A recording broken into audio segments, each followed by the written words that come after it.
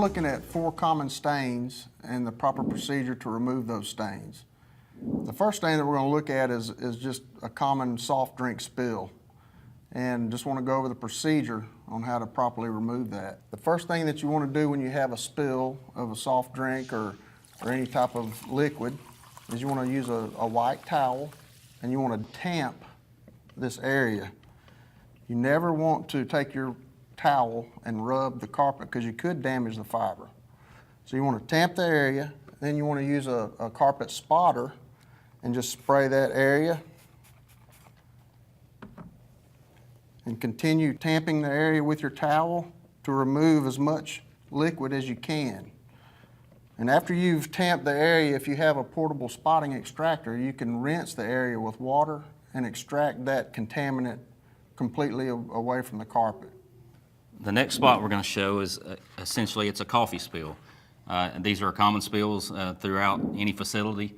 With coffee, unfortunately, sometimes if it sits there long enough, the coffee can actually bond itself with the carpet fibers.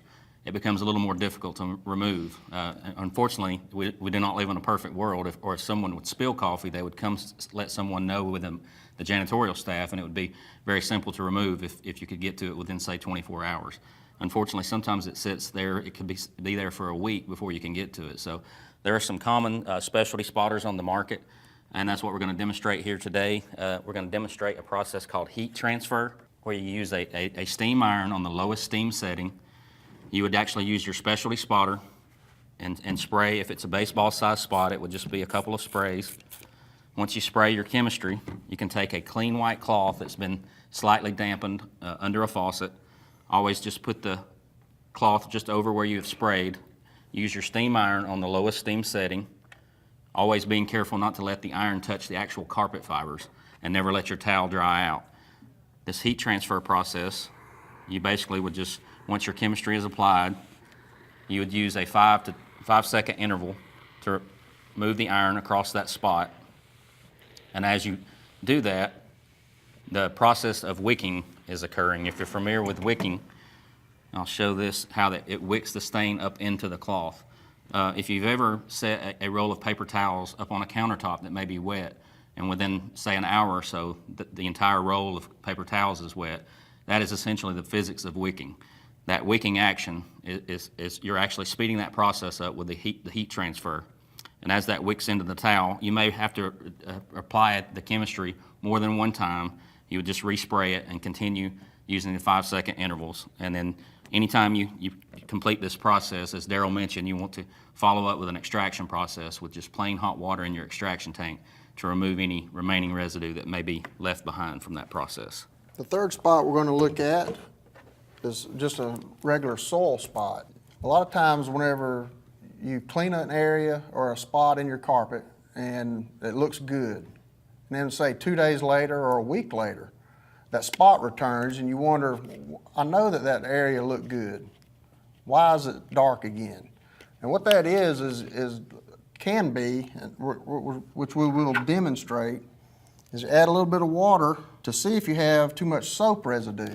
You just take a plastic spotting spatula or a plastic spoon, credit card, and you can just agitate that water, and if you see suds appear, well then that tells you that you have too much soap in your carpet. So the best way to remove that then is to wet that area. Take your towel to tamp the area with your towel and blot. And then as we mentioned earlier, you want to use a portable spotting extractor and rinse that area with hot water and extract the contaminant away from the carpet. The next and the last one that we're going to show is chewing gum. Chewing gum is common if you're in a school setting. Chewing gum can be a very common stain. It's important to know when you're looking at any stain, the solubility of the stain that you're talking about. In this example, say chewing gum, for example, if I were to chew a piece of chewing gum and I put it in a glass of water, the gum would never dissolve, it would never go away because it's not water soluble. Chewing gum requires a solvent spotter to remove it. Other things that are solvent soluble are adhesive and grease. If you have an adhesive on a carpet fiber and you use a water-based cleaning chemical, you'll be there all day trying to remove that grease because it's not going to break it down. It requires a solvent-based cleaner. So for this example, we're going to show how to remove gum by just applying a little bit of a solvent cleaner. This is a gel solvent, and you would just apply a little bit of the gel solvent around the chewing gum. You would use your spotting spatula, or as you mentioned, just a blunt object like the back end of a spoon, and you would agitate that chewing gum and that solvent around the chewing gum. Usually let it sit for just 2 to 3 minutes, and after 2 to 3 minutes, it will begin to emulsify the chewing gum. The chewing gum will almost bring it back to a chewed state, and that as you continue to But you don't agitate wanna that, chew it, right? yeah, you do not want to chew that. As you continue to agitate the chewing gum and the solvent around the chewing gum, it will begin to emulsify and dissolve, and it will almost just peel away. Just continue to agitate the solvent around the gum. Once you can get the gum completely removed, you would just follow up with a hot water extraction rinse with plain hot water in the tank of your extractor.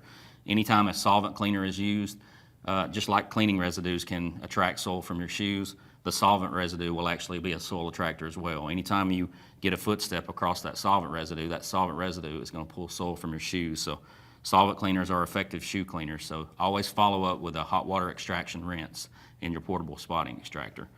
So these are just some common spots that you may see in your everyday cleaning attempts, and some proper ways to remove those spills. So hopefully this will give you a better idea of what type of cleaners are necessary and the methods necessary to remove those spots. To view more quick clips, visit ISSA.com.